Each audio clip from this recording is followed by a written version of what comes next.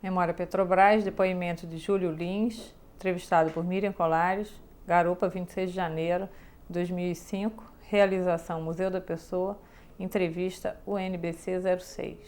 Boa tarde, Júlio. Boa tarde. Você pode falar para a gente seu nome completo, local e data de nascimento? Júlio Lins de Albuquerque Filho. Eu nasci no Rio de Janeiro, no dia 28 de janeiro de 1959. Conta pra gente quando e como foi a tua entrada na Petrobras? Eu trabalhava numa empresa contratada, McLaren, e no ano de 86 foi aberto um concurso. Eu estava aqui desde 85, início de 85, eu estava já em Macaé. Eu fiz esse concurso, passei e trabalho até hoje na Petrobras. Isso foi em 87 que eu entrei, dia 7 de julho de 87. Então, conta um pouquinho da tua trajetória na Petrobras. Eu entrei na Petrobras para exercer a função de programador de serviços de caldeiraria no flotel Songstar, que hoje foi transformado em plataforma, SS-29. Estávamos prestando serviço na plataforma de PN1, depois esse flotel foi deslocado para Chern 1, e depois disso eu passei um período na Diman Sepli, que era o meu setor de origem. Como chama? Como chamar? Diman Sepli. Serviços complementares, né? Envolvia caldeiraria, caldeiraria, montagem de andaimes, pintura. Eu passei um tempo ali. Logo depois eu fui transferido para o CEPROM, que fazia o planejamento de paradas de produção das plataformas semi-submersíveis, plataformas de SS, porque as plataformas fixas eram de competência de um outro setor que trabalhava com o flotel, que já tinha saído o Songstar, mas continuou o Safe Jasmine. E eu fiquei nesse setor, no CEPROM, durante alguns anos, fazendo paradas de produção em diversas plataformas DSS, especialmente na área sul. Logo depois, foi criada a GEICOM, que era a Gerência de Serviços Complementares, que envolvia a parte de construção e montagem, Gerência de Construção e Montagem. E eu fiquei alguns anos ali fazendo uma assessoria ao gerente desse setor, que era o Paulo César Silva. E depois retornei para as atividades de parada de produção num grupo formado pela GEICOM, e quando houve a mudança das gerências, houve uma reavaliação da gerência da Petrobras, foram criados núcleos independentes para cada ativo. E eu fui designado para o ativo Nordeste, onde estou até agora. E você fica o tempo todo aqui, não? Não, eu exerço a função de coordenador de paradas do Polo Nordeste. Atualmente eu estou ficando mais aqui em Garupa, mas eu tenho atividades tanto na sede quanto nos canteiros das empresas contratadas, fazendo contato com empresas, tentando novas tecnologias e passando algum tempo embarcado também. Explica o que é esse teu trabalho. Eu coordeno um grupo feito de elementos da contratada, da Tequinte no caso aqui agora, para reunir recursos e planejar as paradas de produção. Nós pegamos uma carteira de serviços emitida pela empresa, pela plataforma de serviços que ela precisa, que só podem ser executados com a planta parada, sem produzir, e nós fazemos um planejamento em cima dessa carteira. Então juntamos todos os elementos, recursos materiais, pessoal, para poder executar. É marcado um prazo pela gerência, uma data e um prazo que nós temos que nos adequar e executar os serviços. E esse tempo que você está trabalhando aqui, você tem alguma história interessante, marcante, alguma coisa para contar aí pra gente? Olha, é um pouco difícil, eu fui chamado assim muito em cima da hora e no momento estamos aí quase na parada, né, para acontecer e está um pouco tumultuado. Então, no momento assim não me vem à memória assim, sei que eu tenho diversas histórias, especialmente envolvendo paradas de produção, que sempre tem alguma coisa acontecendo, sempre tem um aprendizado. Mas no momento não me vem à mente, né? Talvez se tivesse um pouco mais de tempo. Tem uma curiosidade, assim, um caos? Não lembro. Não me vem à memória, é muito difícil, muito difícil. Porque o nosso foco de parada, nós temos uma exigência muito grande, porque envolve um grande risco de segurança, envolve muitas pessoas alocadas na plataforma e o nosso foco é, primeiro, a segurança, mas nós temos que atender os prazos, porque nós temos um lucro cessante enquanto estamos em parada de produção. E acontece, tem centenas de casos, mas realmente eu não consigo lembrar de nenhum no momento. Assim, alguma coisa foi marcante. Eu até já pensei, já com outros companheiros nossos do grupo de parada, de escrever um livro, porque existem vários momentos que deveriam ser guardados como curiosidade e como aprendizado. Passar adiante. É. Você falou que você é sindicalizado, Sou. né? Mas nunca teve nenhum cargo. Não. Esse projeto é uma parceria da Petrobras com o Sindicato dos Petroleiros de São Paulo. O que você acha dessa parceria? Olha, eu acho muito importante que haja essa parceria do sindicato com a empresa, até mesmo para mudar o enfoque que nós temos hoje, de que o sindicato é inimigo da empresa e a empresa é inimiga do sindicato. Pelo menos a meu ver, isso já vem de muitos anos, está na raiz até de formação da história dos sindicatos no mundo, onde sempre houve essa briga. E se num momento, como estamos vivendo agora, que nós temos um presidente que já foi sindicalista e há essa abertura, temos que aproveitar. Temos que aproveitar e todos esses momentos são importantes para que nós façamos essa parceria realmente e não uma guerra de interesses. O que é a Petrobras para você? Olha, a Petrobras não foi meu primeiro emprego. Eu já havia trabalhado em outras empresas, até mesmo em plataforma. Eu trabalhei quase 2 anos em plataformas através dessa outra empresa. E a Petrobras, para mim, foi um excelente aprendizado. Eu aprendi muita coisa. Eu tenho uma relação de amizades enorme. Nosso grupo, o Grupo Petrobras, o grupo de petroleiros, né, petroleiro que eu digo não é só aqueles que são da empresa, não. Estou dizendo todos aqueles que trabalham junto com a gente. Nós temos uma relação de cumplicidade, uma relação de companheirismo muito grande. Em plataforma, principalmente, eu tenho um exemplo que eu fiz um embarque uma vez numa plataforma de P21 e eu não subi com o grupo, eu fiz um primeiro embarque sozinho para fazer uma avaliação dos serviços. E eu entrei em depressão, porque a plataforma era pequena, poucas pessoas, e você não tinha contato humano, porque as pessoas jantavam, almoçavam, iam para o camarote ou iam dormir, ninguém se reunia num cinema, não havia ninguém na sala de jogos. E eu durmo pouquíssimo, né? O pessoal até brinca dizendo que o Júlio não dorme. Eu já passei na parada de Pargo, eu passei exatamente 3 dias sem dormir. 3 dias sem tirar o macacão, sem entrar no camarote. 3 dias. E normalmente eu vou dormir 2, 3, 4 horas da manhã.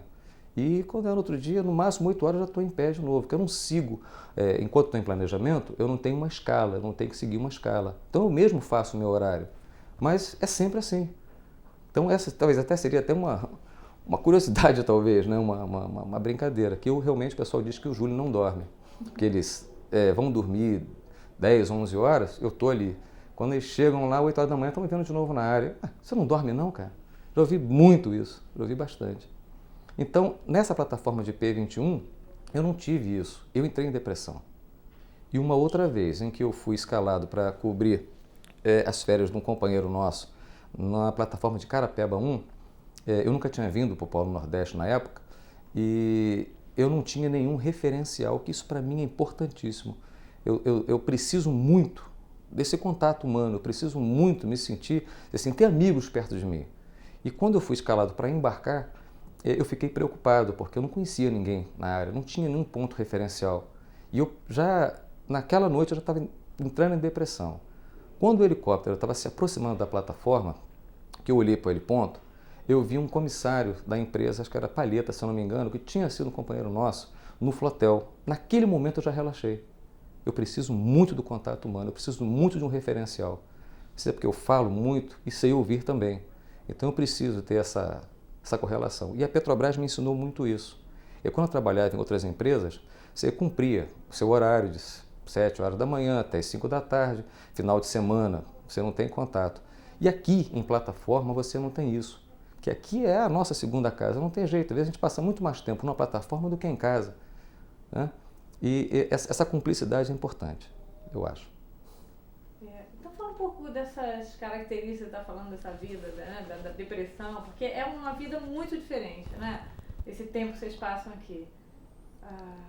Fala um pouco dessa viver em plataforma. Tem um momento que ele é crucial em quem trabalha embarcado. é quando chega a tardinha, que o sol está se pondo. Eu, particularmente, eu gosto muito de assistir o pôr do sol visto de plataforma, que é uma coisa linda. Tá? Eu paro várias vezes, quando eu lembro assim, vejo a hora, corro para ver o pôr do sol, que eu acho uma coisa linda. É nesse momento que costuma bater uma depressão, e eu acho que acontece com muita gente aqui dentro. Porque é aquele momento em que você está acostumado a sair do trabalho e ir para casa e ver a família. E nesse momento começam a sumir as pessoas. Por mais que fique alguém, começam a desaparecer, começa a aparecer assim, você se sente sozinho. Então, é um momento importante, um momento que causa essa depressão na gente. Isso é normal, mesmo tendo os amigos, mesmo tendo todo esse companheirismo aqui, e no local que eu estou embarcando aqui em Garopa já desde 2002, fazendo parada de produção, fiz a de 2002, preparei em 2003 que não ocorreu, em 2004 fizemos o planejamento para executar agora em 2005. Então nós temos aqui assim, amizades, né, com o pessoal, todos os níveis. E isso também é muito importante em plataforma, porque numa empresa dificilmente você vê o chefe, dificilmente você dá atenção àquela pessoa que te serve o café. Dificilmente você conversa com um garçom, dificilmente você conversa com o cozinheiro ou com o homem de área. E aqui não. Aqui você tem que conviver, você convive. É inerente, você não tem para onde você ir. Então você está sempre esbarrando com alguém e aqui as conversas, as pessoas, o relacionamento é de igual para igual. Aqui não tem chefe, aqui não tem subalterno, não. Aqui existe uma responsabilidade e, vamos dizer assim, muito de hierarquia eu não vejo aqui em plataforma. No início havia. Quando eu comecei a embarcar aqui em 84, 85, havia essa disparidade, essa hierarquia, essa escala de poder. Haviam pessoas que tinham um cargo mais elevado e que eram truculentas, eram pessoas que não tinham respeito pelo ser humano. E isso mudou, mas muito, muito, mas muito mesmo. Hoje as pessoas são parceiras, a palavra seria essa, são parceiras. Porque aqui a gente sabe que quando se houver um acidente e alguém cair no mar, a mão que vai ser estendida para resgatar, você não vai perguntar, você é chefe ou você é peão, você é da Petrobras ou é de contratado, não. O cara que está do teu lado, que está ali durante o seu trabalho, se você se sentir mal, é o cara que vai te dar o apoio. Se você passar mal à noite, lá no seu camarote, são seus companheiros que trabalharam o dia inteiro com você que vão perceber que vão te dar um primeiro socorro. E isso já aconteceu. Eu estava na plataforma de P9, um companheiro nosso, ele começou a passar mal e estava parecendo que ele estava com alguma coisa, como se fosse um apendicite. Aí eu saí para chamar um enfermeiro, ficou um outro companheiro nosso dando uma atenção a ele, nós voltamos, aí foi feito todo um trabalho, o enfermeiro levou e tal, ficamos acompanhando, ajudamos o enfermeiro lá com ele, e no final das contas não era apendicite, ele estava com uma crise renal. Então é essa relação que acho que eu preciso, acho que é essa falta que me causa essa depressão, que eu me sinto sozinho, que aqui não acontece, ou que agora não acontece, ou quando eu estou envolvido com o pessoal não acontece. Entendeu? Tem uma coisa que acho que já ajuda nessa coisa de todo mundo ser igual, porque já tem uma coisa do uniforme, né? Todos têm o uniforme igual, então, né, não tem a roupa mais bacana, né? Não tem o cara de macacão e o outro de terno. Aqui é todo mundo de macacão. Eu até vi umas fotografias da gravação dessa novela, que eu não assisto novela, mas vi as fotografias. Aí tinha um ator descendo uma plataforma de terno e gravata. Eu achei aquilo ridículo. Eu falei, gente, não é a realidade. Aí haviam dois seguranças do lado dele, descendo as escadas numa plataforma de terno. Eu falei, acho que é o Marcos Paulo, se eu não me engano, descendo na plataforma. E não existe, não é a nossa realidade aqui. Não é a nossa realidade. Então tem mais alguma coisa que você queira falar? Eu gostaria de lembrar, né, até enrolando um pouquinho, ver se eu consigo lembrar de algum fato que eu pudesse enriquecer essa entrevista de vocês, mas infelizmente vocês nos pegaram de surpresa. Fui praticamente recolhido na área, o Geplat me chamou, vamos lá fazer uma entrevista, e eu vim para cá e não tive tempo nem de pensar, realmente eu não sabia qual era o foco dessa conversa. Fui surpreendido. Então, eu só queria, para a gente terminar, que você falasse o que você acha dos projetos né? Esse projeto Memória Petrobras, e a gente está trabalhando especificamente hoje aqui o Memória dos Trabalhadores Petrobras. O que você acha do projeto? O que você acha de ter participado dele? Olha, dificilmente eu sou voluntário para algum tipo de coisa assim que foge um pouco do trabalho. Porque eu me envolvo demais com o meu trabalho, por isso até acho que eu fico até muito mais tarde trabalhando e me envolvo muito. Mas eu acho que é importante. Existe uma coisa que é importante. Tem uma fotografia aqui de Garupa, que ela já... vários documentos, vários folders da Petrobras aparece essa fotografia. Ela foi tirada aqui no heliponto. Tem mais ou menos umas 8 pessoas que vêm caminhando no heliponto e foi fotografado para fazer uma ilustração de um trabalho desse. Algumas daquelas pessoas ainda trabalhando aqui em Garupa. Um outro é meu concunhado. Então, acho interessante você ter essa relação, você não ser simplesmente um número, como na época, né, da truculência, nós éramos. Eu era apenas um número, o outro lá era apenas um número. Hoje, nós somos reconhecidos como pessoas. Hoje, existe o Júlio Lins, não existe a matrícula do Júlio Lins. Tá? Existe a parte assim, de DRH, que é aquela coisa que vai funcionar. Mas no trabalho em si, nós, quando somos chamados para um tipo de trabalho desse, nós nos sentimos parte da coisa e não mais um. Obrigada, Júlio. Nada.